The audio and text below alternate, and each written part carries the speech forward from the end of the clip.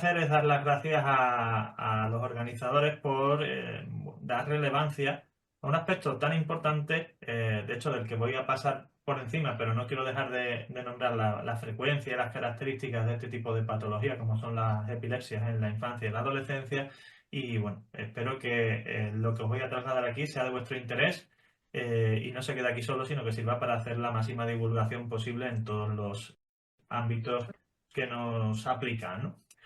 Eh, y lo primero que quería hacer es un pequeño resumen de lo que os voy a tratar, ¿vale? No me voy a parar a hablar del índice, son muchos, bueno, hay varios temas, pero va a ser bastante breve y voy a ir bastante al dato concreto de lo que nos interesa, ¿vale? Pero sí que, como os decía al principio, quería hablar de los aspectos fundamentales de los conceptos de la epilepsia, ¿vale? Para empezar, es una patología que inicialmente tiene un origen a nivel de su definición en el griego con significado de un ataque por sorpresa, por lo de crisis, episodio.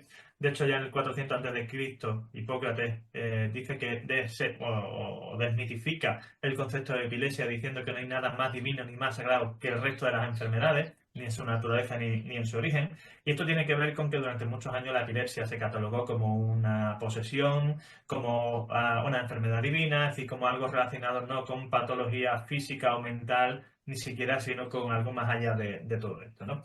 Esto es algo que ha pasado con muchas enfermedades y que conforme se avanza en el conocimiento de la ciencia, pues va cambiando y desde entonces hasta ahora, pues ha pasado por la época romana, la Edad Media, como decía, cambiando la concepción que se iba teniendo de este tipo de problemas neurológicos. Ya en 1738, Tissot habla en su tratado de una de las aproximaciones más científicas a la epilepsia que se hacen en aquellos tiempos, ¿no?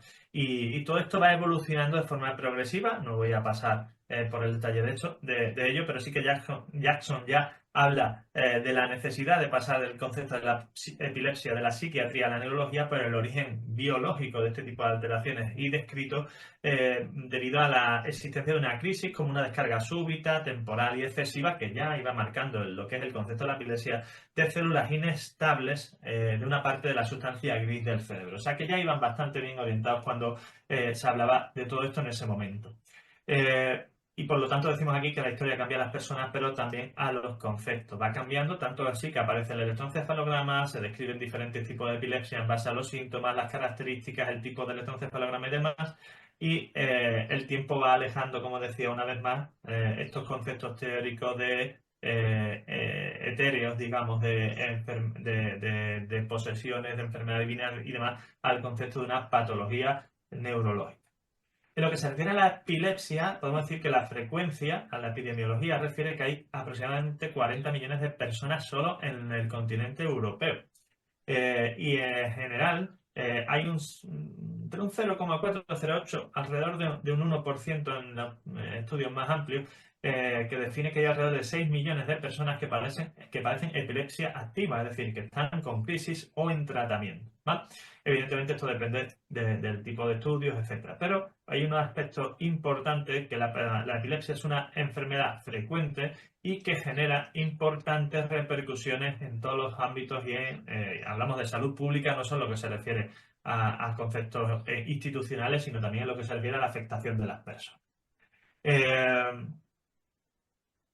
a nivel de epidemiología hay un ligero predominio masculino. En relación a la edad hay una tasa máxima durante el primer año de vida que tiene que ver con problemas ya sea prenatales o accidentes. Y después cifras elevadas hasta los 10 años con un posterior descenso progresivo que se estabiliza en torno a los 30, 50 años y que vuelve a subir de forma intensa a partir de los 75, donde ya los accidentes cerebrovasculares, tumores, etcétera, pues hacen aparición. En lo que se refiere a la mortalidad, tiene una mortalidad 2 o 3 veces superior a la población general, y esto es algo que es conveniente conocer, pero también desmitificar, porque la inmensa mayoría de las crisis que tienen algún tipo de riesgo vital son aquellas que tienen características tónico-clónicas generalizadas y sobre todo de predominio nocturno, ¿vale?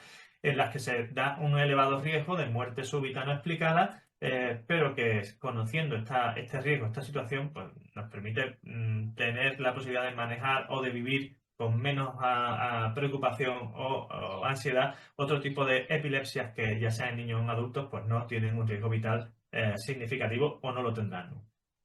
Otro aspecto importante es la recurrencia después de una primera crisis. Y esto después lo veremos en relación a lo que se refiere al inicio del tratamiento. Hay un 80% de recurrencia después de una primera crisis si tenemos en cuenta un periodo posterior de unos 3 años, ¿vale? Esto va a variar en función del tipo de epilepsia, pero es algo que nos hace bueno, pues tener idea de cómo probablemente debamos manejarnos a nivel de tratamiento farmacológico a nivel posterior. Y en un 70-80% de los casos se consiguen resultados terapéuticos con posibilidades de posterior retirada, ¿vale? Eso significa que se produce un control de los síntomas, no se producen crisis, se realizan pruebas que son normales o que se han mejorado y a posteriori se le permite suspender el tratamiento, aunque hay algunos casos, entre un 17 y un 50 según los estudios, en el que se produce recaída, generalmente en la adolescencia y la adulta, cuando muchas veces los neuropediatras ya no tenemos a estos pacientes como parte de nuestro cortejo. El pronóstico también es importante.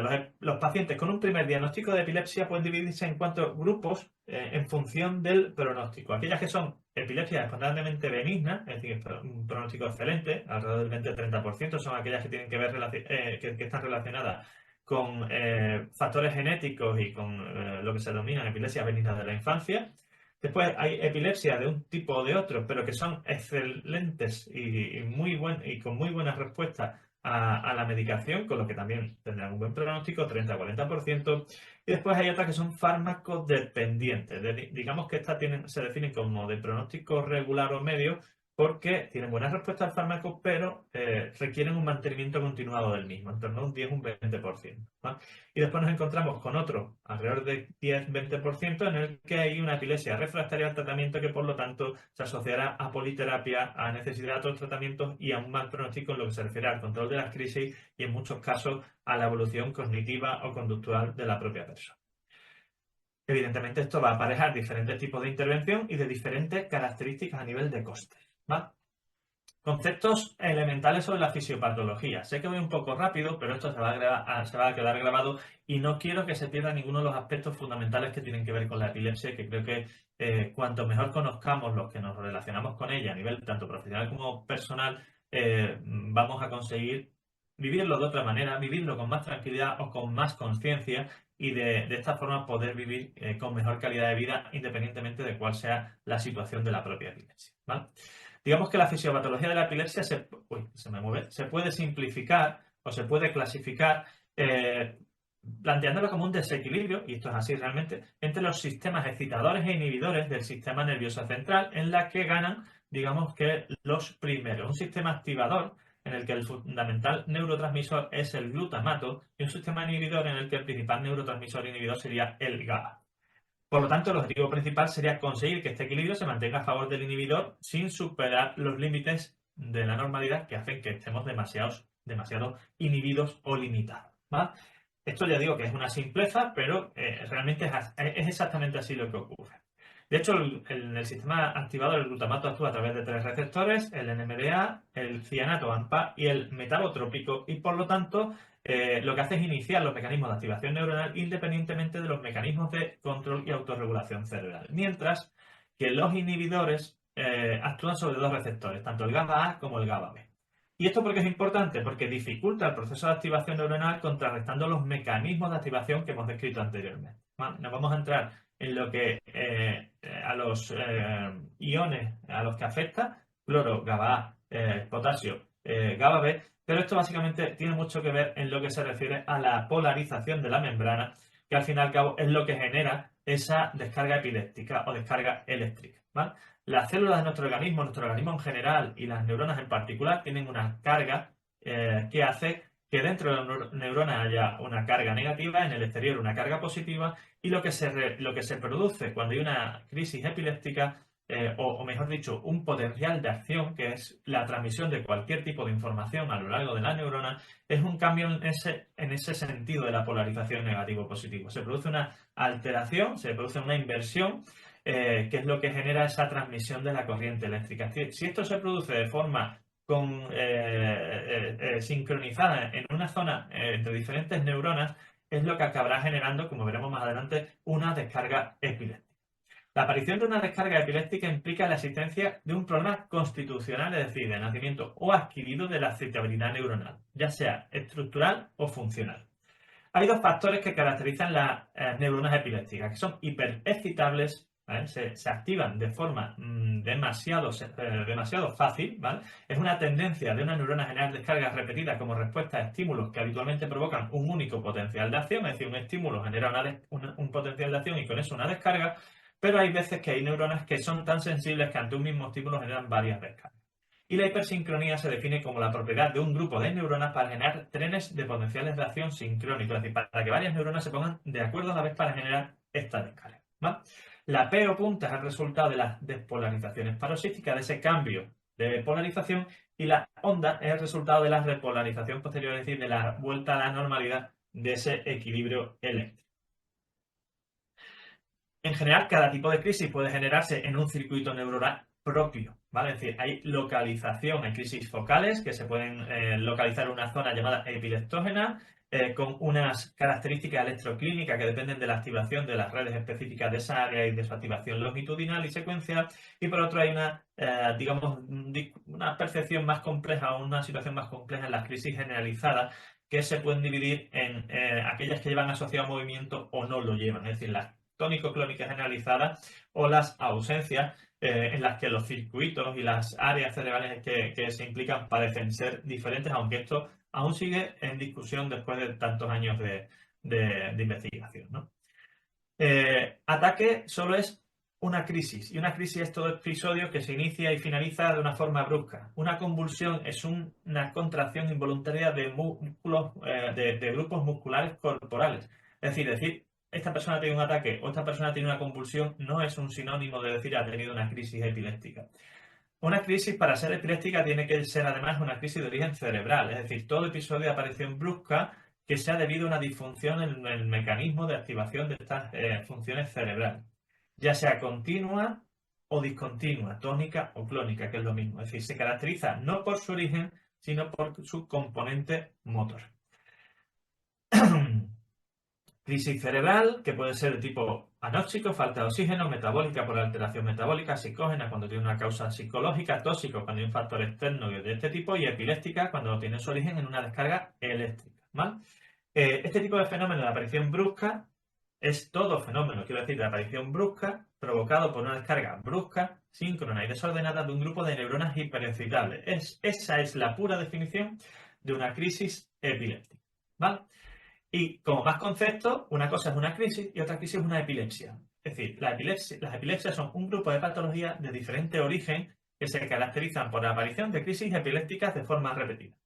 Un síndrome epiléptico, un escalón más, es la asociación de uno o más tipos de crisis con alteraciones electroencefalográficas comunes, entre otros datos, ¿vale? Y entre otros datos que pueden ser como son el tipo de crisis, como son la duración de las crisis, qué fármacos en los que responden, otra serie de factores que además les permiten diagnosticar o clasificar estos síndromes en sintomático cuando hay una causa específica que lo genera, idiopático cuando no se conoce, o criptogénico probablemente sintomático cuando se sospecha pero no se encuentra. Y hablamos aún más de enfermedad epiléptica cuando hay una epilepsia con una etiología clara, única y específica, bien delimitada, sobre todo si estamos hablando de una que tiene una alteración como origen, una alteración genética específica. Y aún más allá, volvemos a especificar más, encefalopatía epiléptica es aquella enfermedad epiléptica que afecta a la sustancia gris y blanca y por lo tanto afecta a la evolución de la capacidad cognitiva de la persona que lo padece. Y después tenemos los trastornos paroxísticos no epilépticos, porque también hay trastornos de otro tipo que pueden aparentar una crisis epiléptica, pero que no lo son, ya sea conductual, cerebral, por hipoxia o trastornos sistémicos cardíacos, etc. Clasificación de las crisis epilépticas, ¿vale? Las crisis epilépticas son de tres tipos: parciales, generalizadas o no clasificables, porque hay algunas que son muy complicadas de clasificar. Las parciales son aquellas que se originan en un punto concreto del sistema nervioso central, es decir, del cerebro, y no se generalizan de entrada, sino que empiezan así y se dividen en dos tipos a su vez: parciales simples, en las que se mantiene el nivel de conciencia, es decir, yo estoy despierto pero puedo sacudir la mano, que eso sea una crisis. O que una crisis parcial, simple, motora, porque también las hay sensitivas, que son las más extrañas, se tienen sensaciones, no se evidencia nada por fuera; autonómicas, cuando se tiene sensación de cambio de temperatura, de calor, etcétera, de taquicardia; o psíquicas, cuando se tienen sensaciones neurológicas que parecen incluso alucinaciones que pueden ser confundidas con psicosis, ¿no? Y después están las crisis parciales complejas, que son aquellas las que además de tener un punto concreto de desencadenamiento, pueden tener alguno más accesorio o ir evolucionando en intensidad a lo largo del tiempo, que son aquellas que se definen complejas, en las que hay una alteración del nivel de conciencia, aunque esta no sea profunda, y por tanto la persona ya no tiene memoria, recuerdo ni conciencia de lo que está pasando mientras que está teniendo la crisis. Y después están las generalizadas. Una crisis puede ser primariamente generalizada o puede haber sido primero parcial, ya sea simple o compleja, y haber evolucionado a generalizada. O haber sido de parcial simple, parcial compleja y después evolucionar a generalizada. ¿Vale? Las generalizadas son aquellas convulsivas o no convulsivas. Las convulsivas son aquellas que se asocian a movimientos, ya sean tónicas con movimiento mantenido, clónico, tónico-clónico, mioclónico o atónicas, en las que perdemos el tono y caemos, o no convulsivas, que son aquellas en las que básicamente se generan a falta de movimiento, como son las ausencias típicas, lo que es la epilepsia ausencia, las ausencias atípicas o las crisis atónicas, que sí son parecidas a las convulsivas atónicas, pero bueno, esto digamos que es algo más complejo a la hora de poder analizarlo dentro de la especialidad. Hablaban al principio de lo que es la ILAE, la clasificación de lo que tenemos hoy, el Task Force for on Classification and Terminology of ILAE. O sea, hay muchas asociaciones que están trabajando para potenciar el conocimiento, el diagnóstico y el tratamiento de la epilepsia. A nivel de diagnóstico, el sistema de diagnóstico para la epilepsia debe basarse primero en la descripción de la sintomatología, ¿vale? Sintomatología del episodio, y además hay una serie de conceptos claros que hay que tener. A nivel de descripción, tipo de crisis epiléptica que presenta el paciente, de la lista que se describe, incluso viendo si se puede definir el origen es la zona, el diagnóstico sindrómico, ¿vale? ¿Qué tipo de cuadro epiléptico es el que está ocurriendo? Si podemos describir la causa, por supuesto que también, y el quinto punto sería describir el grado de incapacidad o de afectación que genera en la calidad de vida, ¿vale? De hecho, hay una clasificación que se llama CABE, con V, para describir la afectación de la calidad de vida de las personas que tienen epilepsia. El electroencefalograma solo es el registro de actividad eléctrica del cerebro, ¿vale? De diferentes áreas. Puede variar en función de la edad, del estado de conciencia, de si está ocurriendo una crisis, de si está en periodo intercrítico, es decir, entre diferentes crisis, o si hace poco que ha tenido una crisis, ¿vale? Por supuesto, también puede alterarse si hay alguna lesión cerebral y dependiendo de la existencia de otras patologías. Hay que tener en cuenta las técnicas que se pueden hacer, las estimulaciones visuales que se pueden hacer o de otro tipo. Estimulaciones me refiero a que un electro sea en privación de sueño, o sea en el de sueño nocturno, o sea bajo algún tipo de estímulo, o ya sea hiperventilación o estimulación luminosa intermitente. Y también hay que tener en cuenta que hay fármacos que pueden interferir o enmascarar las alteraciones o las ondas eléctricas. Hay tres aspectos a tener en cuenta en el electroencefalograma, lo que es la actividad de fondo, las anomalías que pueden aparecer y la respuesta a los estímulos. Estos son los tres factores y la combinación de los tres es lo que nos va a determinar si un electroencefalograma se considera ajustado y normal para la edad de un paciente o hay alguna alteración a destacar. Y por supuesto la finalidad es descartar esos trastornos, la existencia de una crisis versus un trastorno paroxístico, encontrar hallazgos que nos van a ayudar al diagnóstico, confirmar un juicio clínico, porque el diagnóstico de las epilepsias es clínico. El electro solo aporta información, pero ni confirma ni descarta, salvo en una situación. Para hacer un diagnóstico de epilepsia hay que tener o dos crisis epilépticas confirmadas o una crisis y otro dato que nos aporte un factor de riesgo elevado para su repetición. Ya puede ser un electro, una resonancia con una lesión específica u otro de otra característica, pero que nos aporte alto riesgo, ¿vale? Evidentemente, todas estas son las indicaciones para un electroencefalograma, no solo para ver las opciones diagnósticas, sino también para definir las características de las crisis, para valorar trastorno del sueño, etc. Y el diagnóstico, al final, o la valoración del electro podrá ser normal, variación de la normalidad, alteraciones poco específicas o hallazgos significativos de un trastorno epiléptico, ¿vale? Fármacos antiepilépticos. Aquí solo me voy a centrar en dos aspectos básicos. Hay que tener en cuenta antes de poner en marcha un tratamiento antiepiléptico, porque no me quiero alargar ni quitarle tiempo a la compañera, el diagnóstico diferencial con los trastornos no epilépticos, paroxísticos. El diagnóstico debe ser clínico, como he dicho, dos crisis o una y una alteración de riesgo. El electroencefalograma alterado no equivale a epilepsia, porque hay un 5 o 10% de personas que tenemos alteraciones eléctricas sin crisis. El retraso del tratamiento epiléptico puede dificultar el control de las crisis, con lo que esto no es algo que uno deba dejar pasar en el tiempo. Y el 50% de los casos se controlan con un fármaco y el 70% con monoterapia, aunque sea de otro tipo.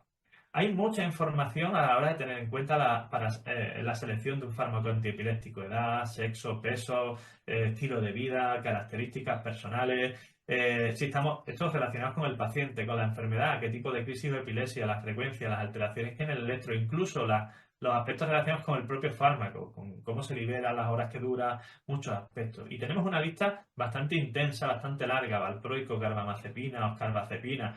Hay que tener en cuenta la dosis del fármaco en relación al peso, la evolución progresiva a la hora de iniciar un tratamiento, el control clínico en función de qué fármaco estemos usando para valorar si son necesarios ni control analítico de niveles, cómo se deben hacer el control a lo largo del tiempo, cómo hay que hacer el seguimiento. Todo esto está perfectamente definido a nivel de epilepsia.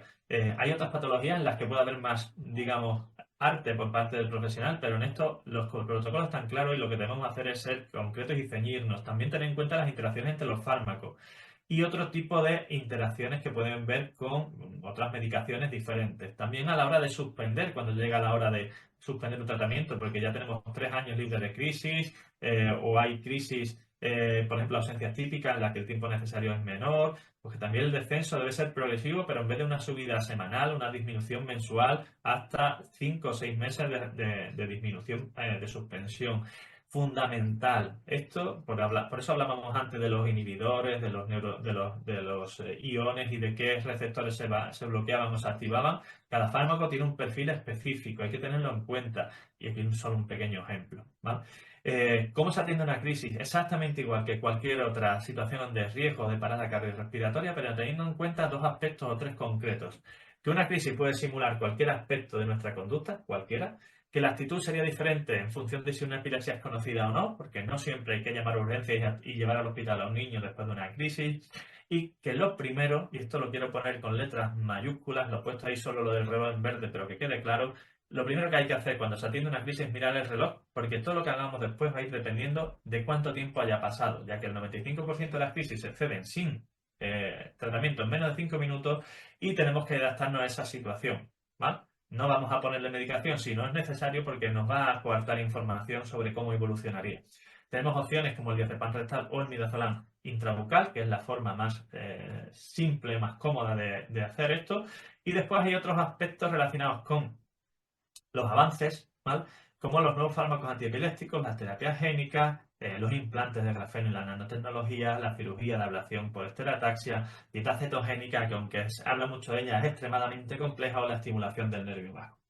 Y como no quiero quitar mucho más tiempo, solo decir que nuestro objetivo siempre es mejorar la calidad de vida de los niños con epilepsia y sus familias, para que tengan un futuro libre de enfermedad. Así que muchas gracias por todo, y los aspectos neuropsicológicos son los que nos va a contar la compañera, que creo que son mucho más interesantes, o por lo menos mucho más, no voy a quitarle peso y trascendencia, no me voy a echar piedra a mi propio tejado, pero son muy interesantes a la hora de complementar la parte neurobiológica, que es de la que me he ocupado yo. Perdona porque me haya pasado lo que me he pasado del tiempo, así que muchas gracias por todo y un fuerte abrazo.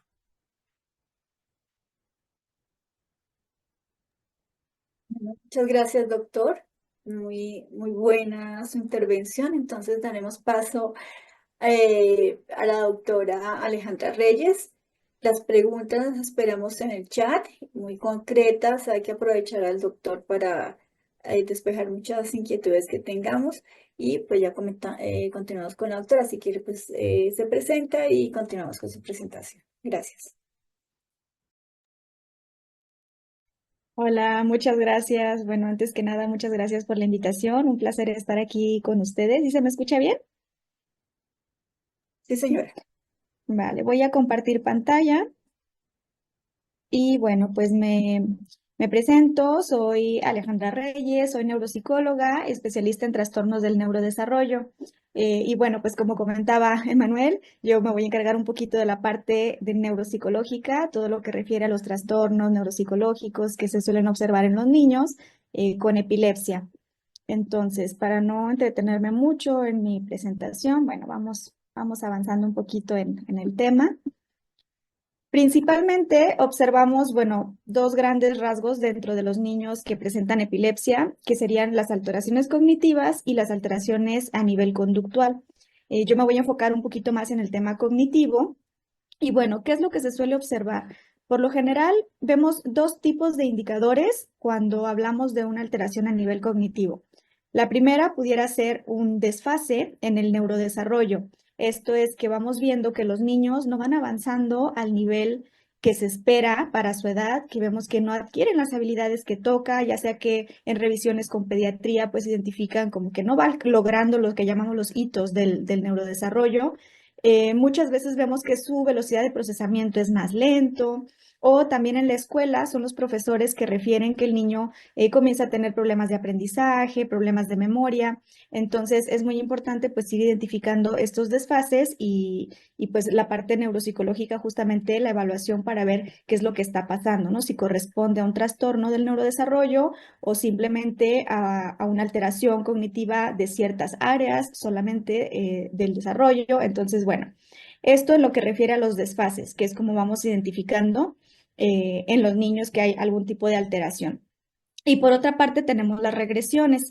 En este caso hablamos de niños que fueron logrando su desarrollo en el tiempo que correspondía por su edad y de pronto llega un momento en el que observamos una regresión, una pérdida de habilidades. Esto puede ser pérdida de habilidades motoras o deterioro cognitivo. Esto se suele dar un poquito, pues es más frecuente, digamos, en las encefalopatías epilépticas y del desarrollo, que pues sí, el inicio es más temprano, que suele ser más severo, más complicada, pues el tratamiento, como comentaba Manuel, ¿no? Que muchas veces también son dependientes y demás. Entonces, bueno, el tema es que pues principalmente están estas dos grandes áreas y entonces yo voy a explicar un poquito en cuanto a las alteraciones cognitivas. Primero, explicarles qué son los trastornos del neurodesarrollo brevemente. Según el manual diagnóstico, el DSM-5, que es en el que nos basamos, tenemos la discapacidad intelectual, los trastornos de la comunicación, el trastorno por déficit de atención e hiperactividad, el TDA, el trastorno del espectro autista, trastornos motores y trastornos específicos del aprendizaje, que pudiera ser con dificultad en la lectura, la escritura o el cálculo, lo que anteriormente llamábamos la dislexia, la discalculia, ¿sí? La disortografía. Entonces, estos son los trastornos del neurodesarrollo. No quiere decir que todos los niños que presenten epilepsia van a presentar un trastorno del neurodesarrollo. Aquí la parte importante justamente es hacer este diagnóstico diferencial en cuanto identificamos señales de alarma de que el niño está teniendo pues dificultades, ¿no? Entonces, aquí es la parte importante de la evaluación neuropsicológica. Luego, dentro de todos los trastornos del neurodesarrollo, tenemos los que presentan una alta comorbilidad con la epilepsia, es decir, los que se suelen observar con mayor frecuencia junto con la epilepsia, estaría la discapacidad intelectual, el trastorno del espectro autista y el trastorno por déficit de atención. Digamos que es más frecuente observarlos en niños con epilepsia. Los trastornos del aprendizaje también se observan con frecuencia. Yo en consulta, por ejemplo, veo muchos niños que presentan epilepsia y tienen dificultades de aprendizaje y demás, pero no siempre corresponden al diagnóstico como tal de trastornos del aprendizaje. Puede ser que tengan ciertas dificultades para aprender a leer, ciertas dificultades en el cálculo, pero ya a la hora que hacemos la evaluación no cumple todos los criterios para el diagnóstico. No sé si me explico, pero bueno, ahorita vamos a ir avanzando un poquito más. Igual al final tenemos la sección de preguntas y respuestas y si hay alguna duda, pues la vamos aclarando. Entonces, ¿cuáles serían las principales causas de observar pues este tipo de dificultades en los niños con epilepsia?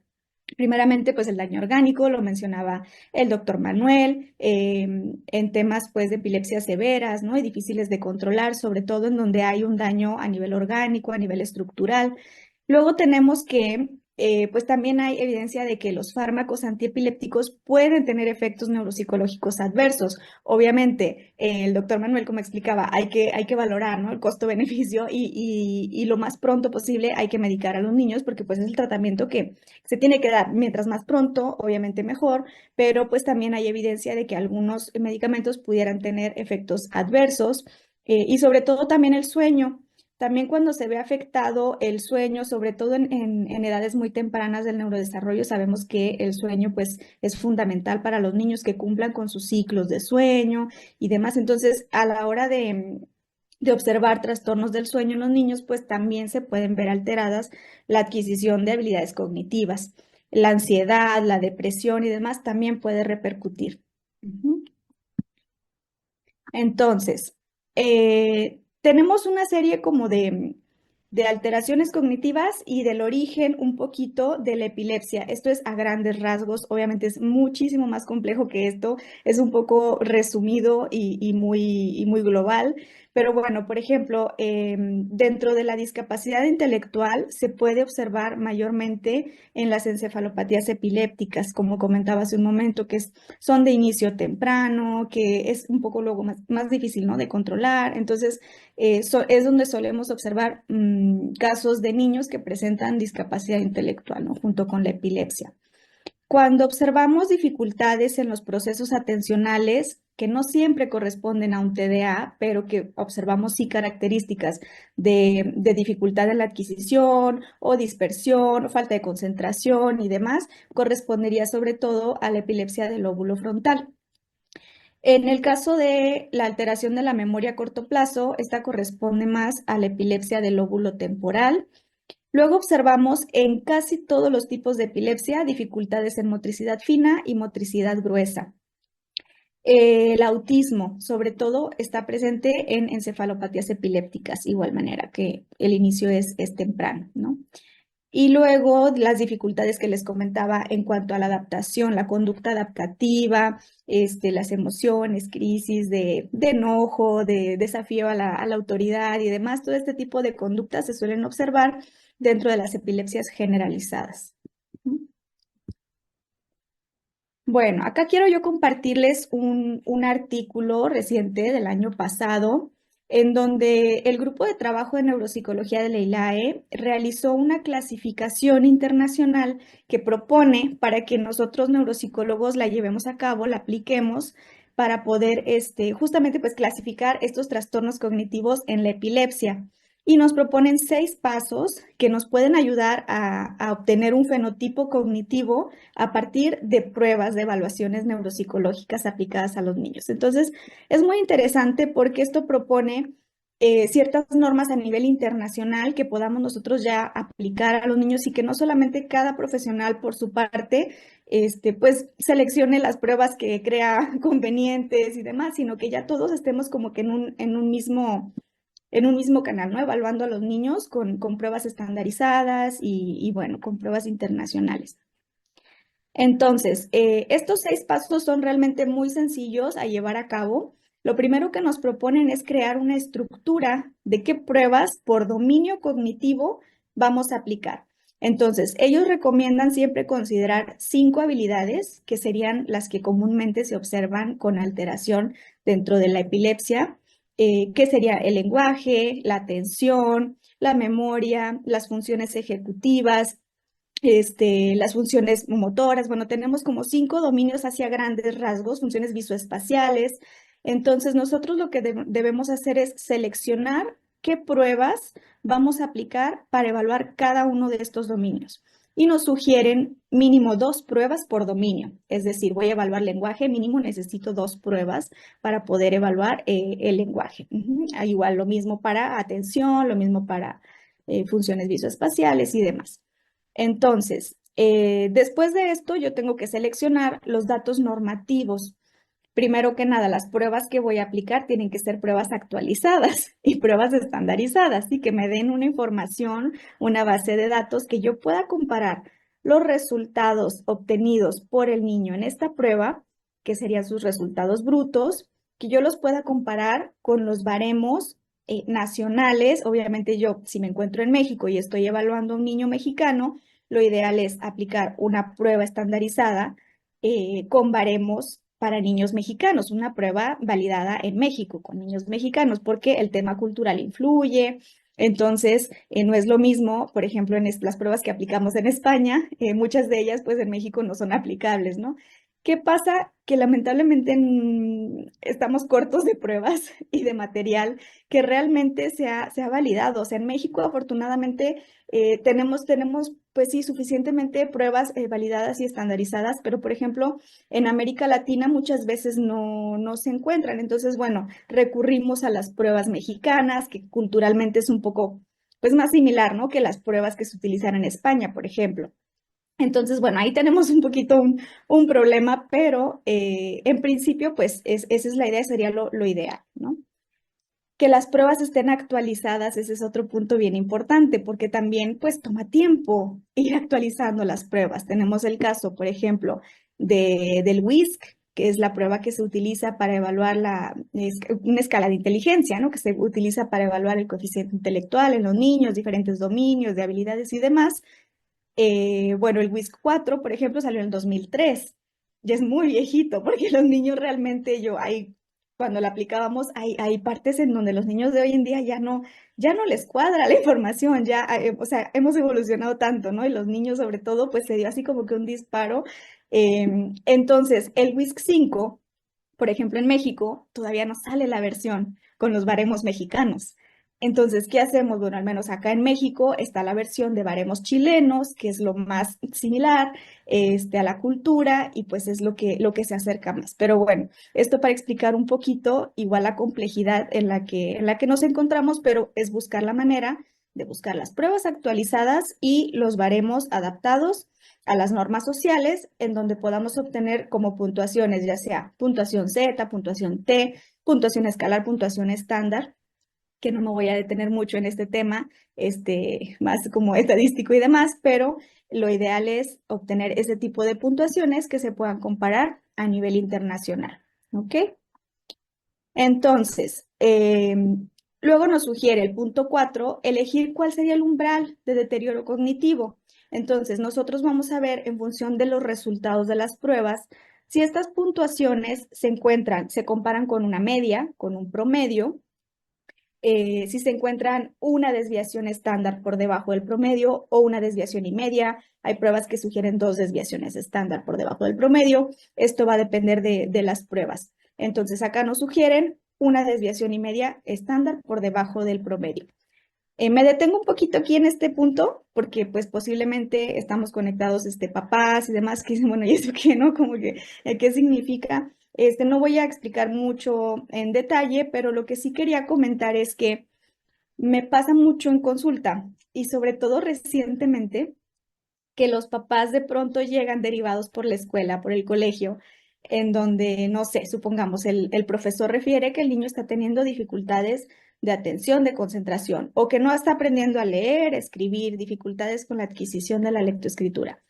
Entonces, el colegio pues deriva al niño a una evaluación para determinar qué es lo que está pasando, porque no está aprendiendo al mismo ritmo que los compañeros.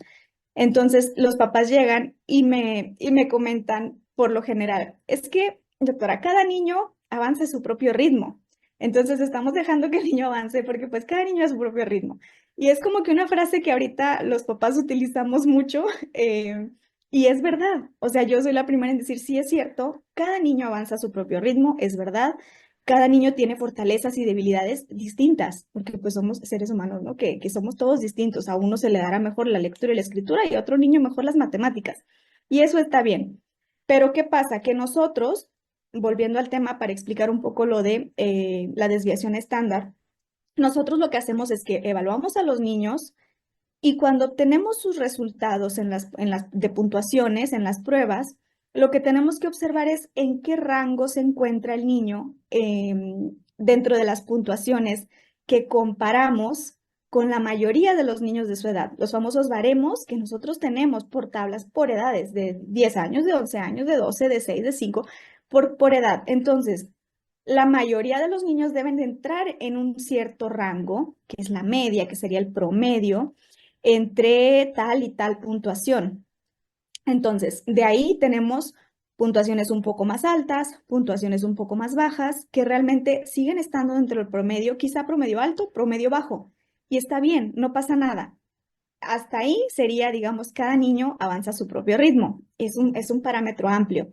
Pero ¿qué pasa? Cuando se va saliendo demasiado de este promedio, ya sea hacia arriba o hacia abajo, entonces es cuando vamos viendo una desviación estándar hacia arriba, una desviación estándar hacia abajo, 2 desviaciones estándar. Entonces cada vez el promedio, cada vez este niño eh, está representado por muy fuera del promedio. O sea, entonces lo que vemos es que menos niños de su edad obtienen este tipo de puntuaciones, ¿sí? Entonces ahí ya es preocupante, es alarmante. No sé si me expliqué, pero bueno, más o menos esa es la idea. Entonces, ya cuando vemos puntuaciones que se salen mucho, pues ahí sí tendríamos que verificar qué es lo que está pasando, ¿no? Y por qué. Y bueno, luego en tema de, de clasificar la alteración por dominio cognitivo. Aquí, por ejemplo, ya una vez que evaluamos y demás, tenemos que observar si en 2 o más pruebas la puntuación salió alterada, entonces ya consideramos que hay un deterioro en el niño, ¿no? Dependiendo del área que se evalúa y demás.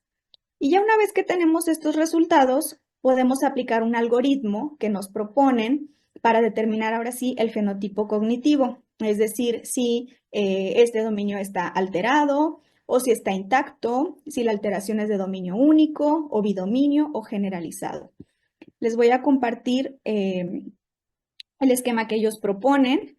Entonces, digamos, si en las pruebas que realizamos a los niños no observamos ningún tipo de alteración cognitiva, bueno, pues entonces dominio cognitivo intacto.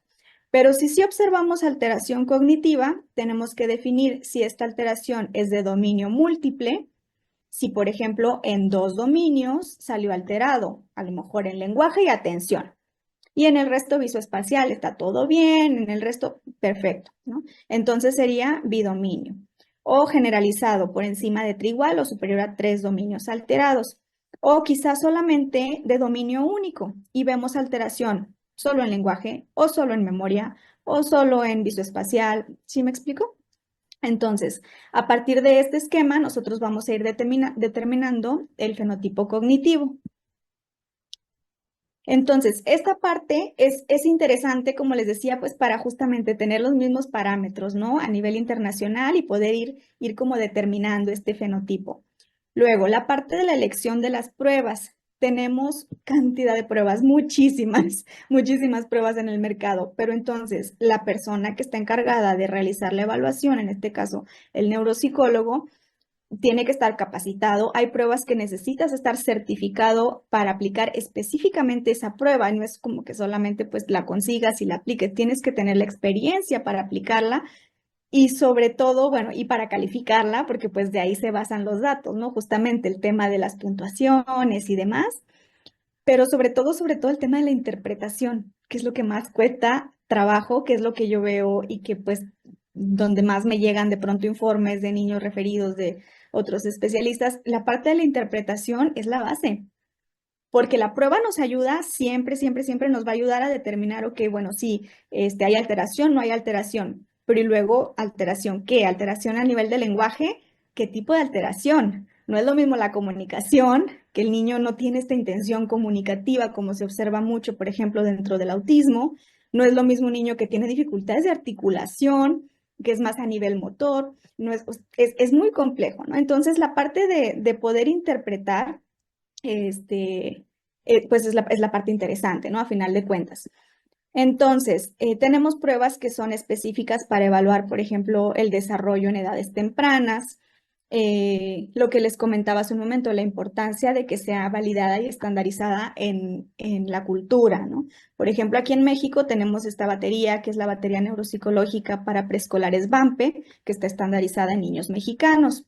Luego tenemos otro tipo de pruebas. En España se utiliza mucho el NEPSI o el DP3. Luego tenemos pruebas estadounidenses, ¿no? Y bueno, pues que están traducidas al español, muchas veces no están realmente adaptadas a la cultura, pero bueno, están traducidas. Y bueno, la cuestión es que tenemos mucho por elegir, pero hay que incluso saber elegir cuál es la prueba más pertinente en función de lo que estamos observando que el niño está presentando como alteración, ¿no? Tenemos las escalas de inteligencia, que por lo general, pues la más utilizada son las escalas Wechsler, el WISC-5, que es lo que les comentaba hace un momento. Tenemos pruebas para evaluar aptitudes intelectuales no verbales también. Si nos encontramos con el caso de un niño, por ejemplo, dentro del espectro autista, que es no verbal, y queremos evaluar coeficiente intelectual, ¿cómo hacemos si el niño no nos responde, si el niño no tiene esta comunicación a nivel verbal? Bueno, para eso tenemos pruebas que son como la WNB, que son adaptadas y que no necesita el componente verbal. Incluso para las indicaciones utilizamos pictogramas, o sea, la prueba viene realizada con una indicación que se da oral o con una indicación a través de pictogramas en donde solamente le vamos mostrando al niño lo que él tiene que hacer y la respuesta es a través de señalar y no necesitamos que él nos dé una respuesta oral. Y entonces pues nos facilita también esta evaluación con él. En temas de discapacidad intelectual, es importante siempre evaluar la conducta adaptativa, dentro del autismo igual. Entonces, para eso tenemos escalas, cuestionarios que son bastante extensos, dirigidos a los papás, en donde obtenemos información de todo el desarrollo del niño, de motricidad fina, motricidad gruesa, pero también tenemos información sobre la conducta social, el juego, la autonomía, cómo se desenvuelve en diferentes contextos y demás, incluso conductas que pueden ser disruptivas. Y bueno, para eso, por ejemplo, utilizamos la Vineland. Y luego está el CIS-C, en donde obtenemos niveles de apoyo dentro de la discapacidad intelectual. ¿Cuánto es el apoyo que el niño requiere para su día a día? Entonces, por ejemplo, si se necesita mucho nivel de apoyo, no sé, en su autonomía, en la escuela. Entonces, es un cuestionario también extensito, pero es muy interesante a la hora de justamente realizar como la intervención o pues sugerencias, ¿no? En el entorno, en el hogar, de qué es lo que hay que trabajar y demás. Entonces, bueno, y luego pues tenemos pruebas que son ya muy específicas para evaluar trastorno específico del aprendizaje, para evaluar si se presenta o no el trastorno por déficit de atención e hiperactividad, el autismo, y demás. Entonces ya son pruebas, son baterías que incluyen muchas subpruebas por todos los dominios cognitivos. Por ejemplo, a la hora de evaluar el déficit de atención, pues tenemos que valorar todos los procesos cognitivos atencionales, ¿no? Desde la atención selectiva, la atención dividida, la atención sostenida, y todo. Entonces nos entregan una tablita, al final las puntuaciones, tenemos una tablita con resultados y pues también la parte de la interpretación es la parte interesante, ¿no? Entonces, bueno, ya para ir concluyendo, importante el abordaje multidisciplinario dentro de la epilepsia.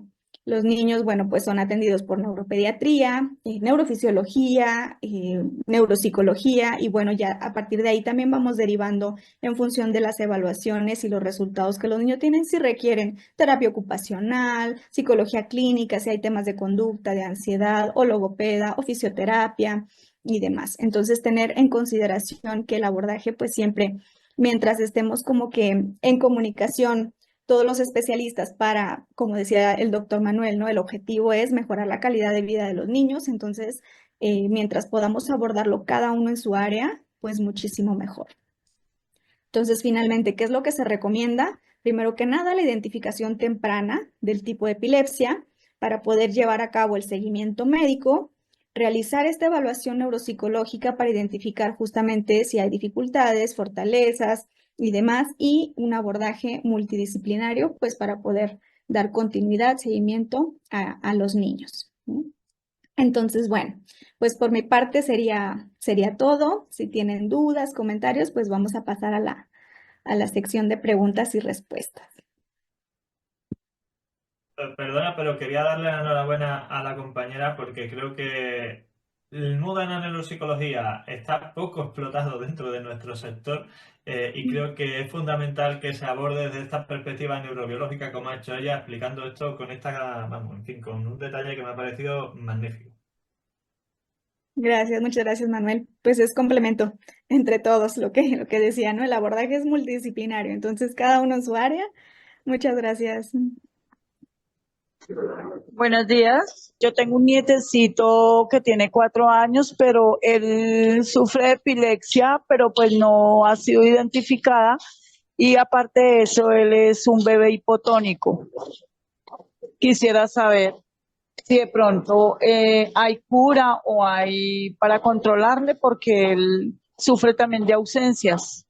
Hay una cosa importante, son 4 años, cuanto más pequeños son, más difusas son las alteraciones eléctricas porque el cerebro aún es inmaduro, más tendencia tienen a crisis de tipo generalizado, e independientemente de la crisis o el tipo de crisis que tengan, la epilepsia es el síntoma de lo que está ocurriendo. Es decir, hay algo a nivel neurológico que no está funcionando bien y quedarnos solo con este chico tiene una epilepsia es como decir este chico tiene un dolor de cabeza. Es decir, hay que ir a buscar en los diferentes niveles que tenemos a la hora de investigar el sistema nervioso a la máxima profundidad. Es decir, yo siempre lo divido en 6 niveles. Los dos superiores o superficiales son la parte conductual y cognitiva, que son los que ha abordado Alejandra.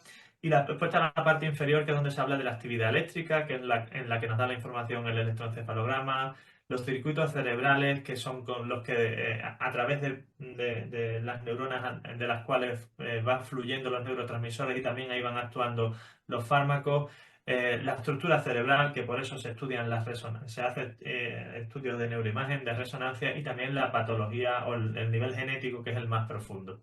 Es fundamental ir al máximo de profundidad a la hora de analizar todos estos cuadros porque probablemente estos niveles, esta investigación será la que nos dé qué tipo de epilepsia tiene, qué características, e incluso a veces incluso qué fármaco es el que mejor se puede adaptar a las necesidades del chico. De manera que poder decir si hay cura o si hay un determinado fármaco o un determinado pronóstico, al final va a depender exactamente del tipo de epilepsia que tengamos. Por lo tanto, es fundamental centrarnos y repito, no quiero ser pesado con esto, pero es importantísimo ser consciente de la relevancia de las pruebas complementarias en epilepsia. Y a veces hablamos del TAC, del escáner o de la resonancia y nos olvidamos que hay otras también más profundas en las que podemos analizar funcionalidad cerebral como el PET, el SPECT, en las que ya son pruebas de medicina nuclear, pero que también están disponibles. Es decir, todas esas herramientas son las que tenemos que poner nosotros en nuestras manos para intentar encontrar la causa y con ello poder abrir un poco de luz en la situación de cada familia. A ver, aquí en el chat han puesto algunas preguntas. Mi hijo tiene 13 años, tuvo una crisis hace un año. El neurólogo que lo ve dice que en junio le retirará el medicamento si es conveniente, ya que el doctor dice que son 3 años. Ciertamente va a depender como mucho del tipo de epilepsia, pero realmente los protocolos nos indican que alrededor de los 2-3 años es el periodo razonable. Antes de ese periodo no está previsto realizar una suspensión del tratamiento porque se considera que los cambios cerebrales que han podido ocurrir durante ese periodo no son suficientes. Siempre hay que tener en cuenta la fecha de la última crisis, el resultado de las pruebas y la evolución cognitiva y demás a nivel neuropsicológico que ha tenido el paciente. Pero es verdad que hay algunos tipos de epilepsia, como la ausencia, en la que el tiempo previsto puede ser más corto, alrededor de 2, pero realmente antes de 2 años no es una práctica frecuente hacer una retirada del tratamiento. También a continuación pone, soy madre de un niño de 9 años con diagnóstico clínico de epilepsia. Le formularon hace aproximadamente 5 meses ácido valproico de 250 miligramos de liberación retardada, una tableta cada 12 horas, pero ha tenido crisis. Mi pregunta es, ¿por qué no ha cesado la crisis? Y segunda pregunta es, ¿qué opinión tienen sobre el medicamento denominado lacosamida? He hecho un par de preguntas. Sí, aquí hay dos cosas diferentes en relación al fármaco, o sea, al cuadro de epilepsia, ¿no? No describe qué tipo de epilepsia es, pero le han pautado tratamiento con ácido valproico.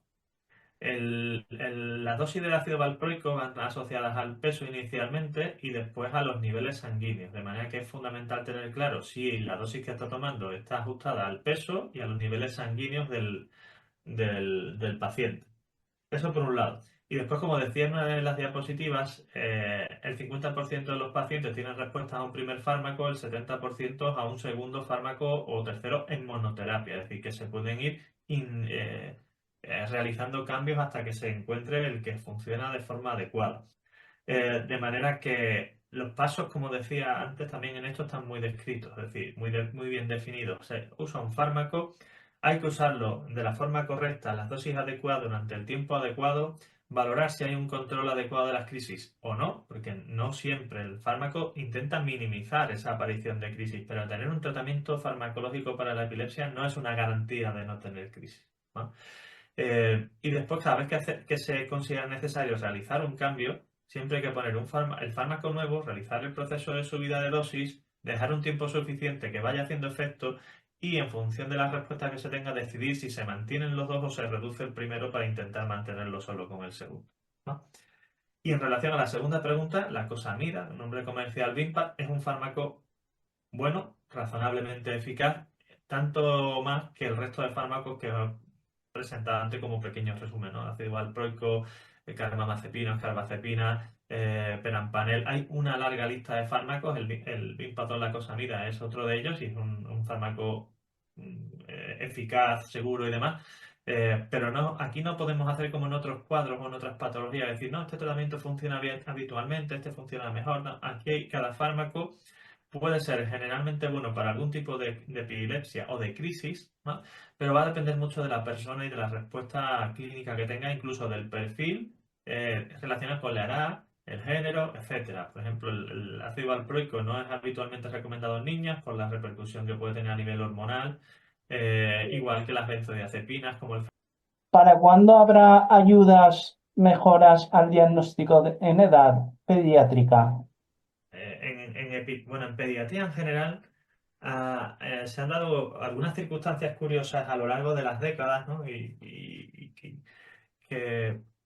por poneros un ejemplo, durante muchos años los ensayos clínicos para el estudio y el análisis de determinados fármacos nuevos con el objetivo de evitar situaciones de riesgo a los niños, pues se determinó que no se incluyeran niños en los ensayos clínicos para análisis y estudio de nuevos fármacos.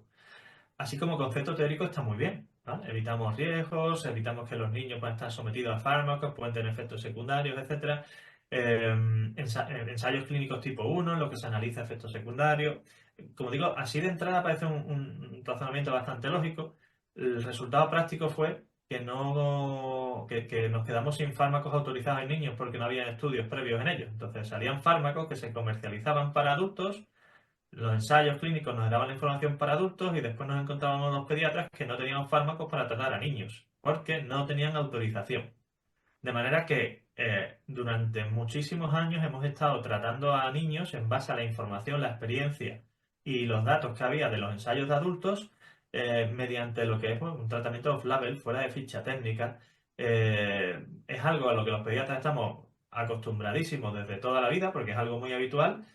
Hoy en día, hace ya unos cuantos años que se consideró que ocurría todo lo contrario, ¿no? Que no incluir a niños en ensayos clínicos suponía privarlos de la posibilidad de acceder a nuevos fármacos en el futuro.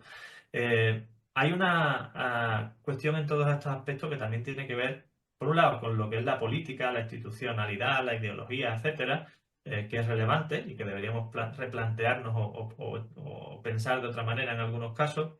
Y después también ser conscientes de que las instituciones en muchísimos casos dejan todos estos aspectos que son importantes en manos de la industria y no lo digo en sentido negativo, ¿vale? Sino al revés, ¿no? No hago no parto lanza a favor de uno ni de otro. Pero sí es verdad que la industria tiene un objetivo, que es conseguir rentabilidad económica.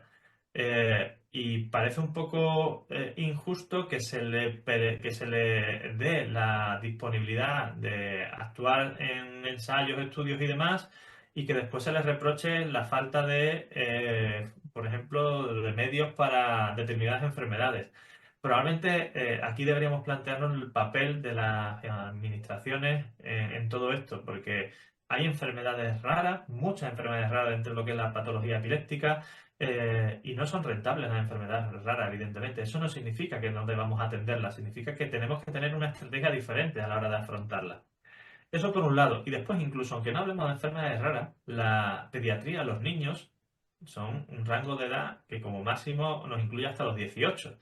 Entonces, no son un porcentaje de población tan alto como los adultos y por lo tanto las dianas terapéuticas y los objetivos terapéuticos que pueden tener los responsables de los laboratorios farmacéuticos, pues no tienen por qué estar directamente puestos en ello. Aquí tendríamos que plantearnos, bueno, un cambio de mentalidad como sociedad, cosa que es harto complicado a la hora de afrontar todos estos retos y todas estas dificultades que tenemos a la hora de atender la salud en general, la de los niños y la de los adultos, y no solo en lo que en lo que se refiere a la epilepsia, ¿no? Bien, a ver, de base al síndrome de West, de su día 27, iniciaron los espasmos a la fecha de 17 años y aún me siento confundida de su diagnóstico. Vale, entiendo. El síndrome de West es lo que se denomina una encefalopatía epiléptica severa. Y en la nomenclatura clásica se definía como encefalopatía epiléptica catastrófica, para que os podáis imaginar hasta qué punto es algo grave, ¿no? Son una serie de crisis epilépticas que ocurren habitualmente durante el primer año, inicialmente, incluso en los casos más graves, como podéis, día 27, pues a los 27 días de nacer ya empezaron las crisis, ¿vale?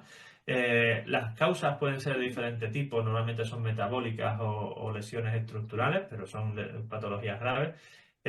Y se asocia a espasmos infantiles, que son básicamente una serie de movimientos como sacudidas hacia adelante de brazos y cabeza. Afectación del desarrollo cognitivo, que son niños en los que la repetición de las crisis afecta de forma muy severa a su desarrollo cognitivo, y un trazado específico en el electroencefalograma que se denomina ipsarritmia, que significa básicamente que no hay ningún tipo de sincronía o coordinación en la actividad eléctrica en ninguna de las partes del cerebro. Evolutivamente se asocia a una discapacidad intelectual severa, niveles altos de dependencia, discapacidad y una persistencia de las crisis de forma refractaria al tratamiento. De hecho, por eso nos refiere ahí que a los 27 años todavía se sigue confundida con su diagnóstico. De hecho, el síndrome de West se define para el primer año de vida casi exclusivamente. A partir de ahí, conforme el cerebro se desarrolla y va cambiando su estructura, va cambiando los tipos de crisis que tiene, que se generan, las alteraciones eléctricas, y lo que se define es el continuo que va desde un síndrome de West hasta un cuadro de síndrome de Lennox-Gastaut y de ahí en adelante, ¿no? Son diferentes síndromes epilépticos que se definen en función de las características específicas, y al final tú estás describiendo cómo es la sintomatología que tiene el paciente en base a las crisis, el electro y demás.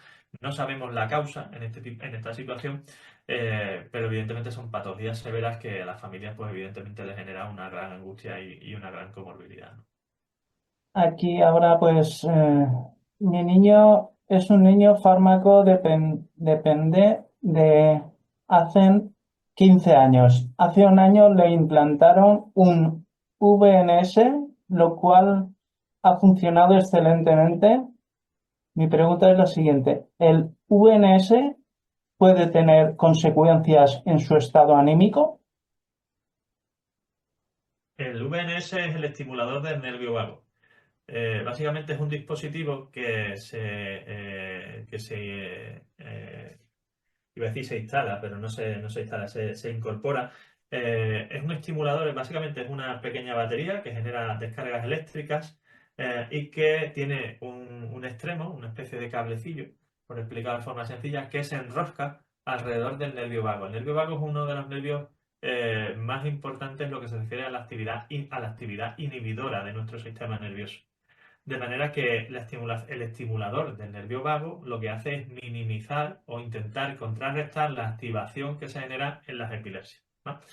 Eh, es una alternativa cuando hay epilepsia farmacoresistente, farmacodependiente. No hay una garantía de eficacia, pero es verdad que cuando funciona el resultado es bastante importante, bastante bueno, porque minimiza las crisis y mejora mucho la calidad de vida del paciente sin tener que estar sometido a cirugía y a veces sin tomar tratamiento, aunque normalmente algún tipo de fármaco es necesario. Y después es verdad que puede haber algunas consecuencias negativas, efectos secundarios, que no siempre son farmacológicos, a veces también tienen que ver con otro tipo de intervenciones y dentro de lo que es la activación del nervio vago, pues se pueden afectar diferentes aspectos emocionales y una sensación de tristeza, ansiedad o de sensación de malestar. No es algo habitual y normalmente es algo que los pacientes a la hora de analizar lo valoran como muy positivo respecto a la persistencia de las crisis, pero sí es cierto que puede ocurrir este tipo de situaciones. A ver, a De hecho, continuación, perdona, ahí es donde una valoración neuropsicológica nos puede dar bastante información sobre si esa base emocional es... a ver, esta pregunta a continuación no sé si será para la psicóloga, pero pone, pregunta si un niño se cura de epilepsia. Que si un niño, supongo, si mantiene sus crisis controladas a nivel de la epilepsia, si el TDAH puede disminuir. Em, bueno, en principio, el TDA, siendo un diagnóstico de un trastorno del neurodesarrollo, es un diagnóstico que va a persistir para toda la vida. Entonces, la disminución más bien de las características o las dificultades que el niño pueda presentar van a depender del tratamiento que se va dando una vez que se identifica que tiene el diagnóstico, porque también puede ser que esté medicado para el TDA y de la intervención que se tenga. Entonces, si el niño a la par va recibiendo intervención neuropsicológica en donde se trabajen las habilidades atencionales, pues claro que puede haber una disminución, pero no causa efecto, o sea, no así como que ya se controló la epilepsia, entonces disminuye el TDA, si hablamos del trastorno como tal. Ujú. Aquí nos dice una buenas tardes, si el desencadenante de la epilepsia es un golpe, ¿qué tratamiento se puede seguir, por favor? Bueno, digamos que el desencadenante de la epilepsia, un golpe como tal, es la causa que habrá generado el daño cerebral que ha provocado la descarga. Es decir, no que el golpe como tal haya generado una descarga inmediatamente. Básicamente ese tipo de cuadros que normalmente son secundarios a un traumatismo craneoencefálico genera crisis focales, crisis parciales, y para ello hay una serie de fármacos que son más específicos que los que se usan para la generalizada. Uno de los fármacos que con más frecuencia se usa para este tipo de crisis es el levetiracetam, que tiene como nombre comercial Keppra, pero también están las carbamazepina, la carbamazepina, es decir, hay estas diferentes opciones, pero es algo que depende sobre todo, eso digo, del tipo de crisis, más que de la causa que lo esté generando. ¿La terapia génica se utiliza para algún tipo de epilepsia? Ahora mismo se está investigando para algunos, como pueden ser el Dravet y similares, pero no existe ahora mismo una terapia génica específica para ningún cuadro de epilepsia que esté comercializado y en uso clínico. Aquí nos hacen una pregunta de a partir de qué edad se puede realizar las pruebas de neuropsicología. Ah, esta pregunta es interesante porque sí, luego los padres suelen pensar que el niño tiene que ser un poco ya grandecito para que se le puedan aplicar las pruebas, o como comentaba hace un momento, que si no sé, no, si el niño no presenta lenguaje verbal, a lo mejor no se podría realizar una prueba. Realmente existen pruebas que llamamos del desarrollo, escalas del desarrollo que se aplican desde bebecitos, son cuestionarios a los papás en donde ya vamos viendo desde el mes cero, desde que nacen y conforme van creciendo, los hitos que deben de ir logrando. Y son preguntitas a los papás muy básicas en función de su desarrollo, sobre todo al principio, pues más físico, ¿no? Tónico, el sostener la cabecita y demás. Pero ya como tal, conforme van creciendo, las pruebas directamente que se aplican a los niños va a depender de qué es lo que queremos evaluar. Por ejemplo, para el diagnóstico de autismo, pues desde el año y medio empezamos a realizar las pruebas con los niños. Para el déficit de atención, tenemos que a partir de los 6 años es cuando podríamos nosotros ya valorar realmente que los procesos cognitivos atencionales ya han madurado lo suficiente y ya está en una edad en la que podemos identificar si hay dificultades realmente propias del trastorno por déficit de atención o no, porque pues el cerebrito del niño va madurando, ¿no? En los primeros años de vida. Entonces, va a depender mucho si en función de qué tipo de evaluación queremos realizar con el niño, la edad precisa. Pero desde muy pequeñito se pueden evaluar. Vale. A ver, la siguiente pregunta es, ¿la epilepsia tiene que ver mucho con la Hipotonía central. Bueno, la hipotonía central es básicamente consecuencia o un síntoma físico a nivel de musculatura, de fuerza muscular, de las lesiones o alteraciones que pueda haber en el sistema nervioso central. Una epilepsia y una hipotonía pueden aparecer juntas o separadas y todo va a depender de cuál sea la causa primaria que está generando los síntomas. Hay lesiones cerebrales de origen o alteraciones cerebrales de origen metabólico que se pueden generar durante el embarazo, bueno, durante el embarazo no, que se generan de forma congénita porque son genéticas y que pueden compartir al nacimiento o poco después esta sintomatología de hipotonía y epilepsia. O pueden darse alguna otra, como por ejemplo debíamos antes, el síndrome de West, en el que la secuencia de crisis epilépticas continuadas también va afectando al desarrollo cognitivo, al desarrollo madurativo y por lo tanto afectando al desarrollo también muscular y motor y provocando esa hipotonía. Hay una variedad de combinaciones que dependen fundamentalmente del origen principal que esté generando el problema. ¿Cómo hace uno desde Colombia para pedir cita? Te puedo Vale. colaborar en esa pregunta. Aquí en Colombia existen varias instituciones privadas y también públicas. Puedes comunicarte donde si estás en Bogotá, una epilepsia, está la Liga Colombiana contra la Epilepsia. Hay otras entidades que no me acuerdo en ese momento, pero son, digamos, las básicas o las que se conocen. En Cali está INEP, en Cartagena, en Barranquilla está FIRE, que es la dirige el doctor Fandiño. Y pero hay varias, tenemos, digamos, esa fortuna de tener varias instituciones para poder entrar a hacer un proceso de cirugías, es el caso, o en algunos hospitales, como en el hospital San Ignacio, pero pues ya sería por interno, te paso el número para que podamos solucionar la pregunta. Bueno, gracias. A ver, a continuación, María nos pregunta, ¿cada convulsión siempre quema neuronas? Cortitas de 5 segundos. Eso de quemar neuronas. No, o sea, realmente el problema no es una crisis puntual de 5 segundos, eso es absolutamente inocuo.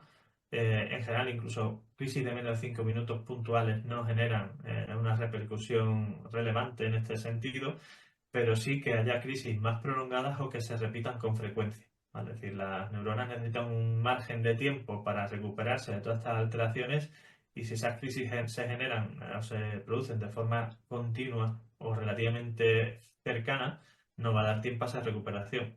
Y siempre que hablamos de esto, recuerdo que no estamos hablando solo de crisis que sean sacudidas, es decir, que esté generando esas alteraciones eléctricas que nosotros no estemos viendo, aunque el paciente no esté teniendo clínicamente esa repercusión, también puede estar afectando a su desarrollo cognitivo. Eso seguro que Alejandra tiene experiencia de pacientes que no han tenido una crisis evidente como tal, una convulsión, pero han tenido alteraciones eléctricas que están afectando a su desarrollo cognitivo, ¿no? De hecho, hay un tipo de epilepsia específica que se llama la epilepsia con punta onda continua durante el sueño, en la que muchas veces una persona a un niño o a un adulto no se le detectan crisis como tal, pero se generan muchas alteraciones eléctricas durante el sueño y eso afecta de forma muy importante su desarrollo cognitivo, ¿no? A ver, Maite nos pregunta, ¿el neuropredad es una posibilidad de tratamiento? Yo te voy a dar mi versión en base a la experiencia y demás. El neurofeedback es un tratamiento complementario y que se puede usar o puede ser simultáneo a otros tratamientos en el TDAH y otros trastornos del neurodesarrollo. Eh, Tiene sus puntos fuertes, sus puntos débiles, como todo. No soluciona, por supuesto, el TDAH, no lo cura, no. Y digo esto porque sé que hay quien lo vende con esta publicidad. Y otro tema que nos plantean es no tiene efectos secundarios. Bueno, estamos modificando ondas eléctricas cerebrales y si las modificamos mal, ¿cómo las recuperamos? O sea que en mi centro tenemos equipo de neurofeedback. Estamos certificados en neurofeedback y usamos el neurofeedback muy poco. O sea, muy poco significa que yo soy consciente de que cuando compré ese equipo nos certificamos eso no iba a ser rentable. Tenemos que tener esa disponibilidad para tratar todas las vías, pero tenemos que ser muy consecuentes con que no podemos, porque tengamos esa herramienta, querer venderla y usarla para todo. Y si ya tiene sus controversias en relación a la terapia o tratamiento para el TDAH, si nos queremos meter a tratar epilepsia con esto, Dios mío, nos coja confesados. Y perdón por la expresión. Estamos modificando las ondas cerebrales y la podemos liar muy gorda, ¿vale? Y voy a entrar en un melón, como se dice aquí en España, que es también muy importante, ¿vale? ¿Quién tiene la competencia clínica para usar el neurofeedback? ¿Los neurólogos, los neurofisiólogos o los psicólogos? Porque ahí hay un punto gris de las competencias profesionales que también traería para hablar largo y tendido sobre quién tiene esa competencia, esa capacidad técnica y esa formación, independientemente de que tú tengas un diploma de la empresa, de la máquina, diciendo que estás formado en el manejo del equipo, ¿no? Pero bueno, lo dejo ahí porque esto sería para entrar en un detalle mucho más técnico, ¿no? Quedan un par de preguntas. Mi hija tiene 17 años con síndrome de West. Bueno, básicamente es una niña con una niña, entre comillas, adulta de 17, ¿no? Con una encefalopatía epiléptica severa, con secuelas y consecuencias graves y evidentemente el manejo que se requiere en este tipo de cuadros tiene que ser integral, incluyendo la parte cognitiva, la parte motora, la parte nutricional, en fin, ahí es algo bastante complejo en este tipo de situaciones y además ya con 17 años este tipo de casos son muy dramáticos en la familia y sí es verdad que se requiere un tratamiento muy, muy holístico, muy integral, ¿no? Para intentar cubrir las necesidades de este tipo de pacientes que básicamente son dependientes severos, discapacitados severos. Si todas las personas que padecen epilepsia se les puede realizar cirugía, ¿esta cirugía tiene riesgos? Creo que me lo voy a dejar claro para terminar con esto. La cirugía de la epilepsia es el último recurso.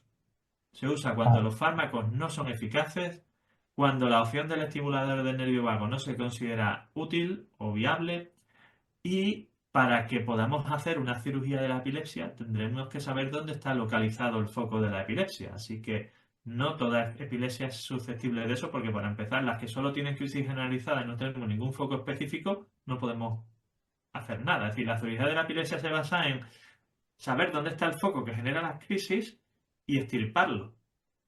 Y cuando tú extirpas ese foco, a lo mejor si está localizado en el área del lenguaje, a lo mejor le generas una afasia al paciente, lo dejas mudo. Entonces, estamos quitando zonas del cerebro funcionales y evidentemente eso puede tener consecuencias y secuelas en la parte neuropsicológica. O sea, cuando se plantea cirugía de la epilepsia, la evaluación neuropsicológica previa, intraquirúrgica y posterior es fundamental porque nos podemos meter en muchos problemas, efectivamente. una de las últimas preguntas ya, ¿cuáles son las principales contraindicaciones de los medicamentos antiepilépticos en los niños? ¿Y cuál debe ser la alimentación de un niño con epilepsia?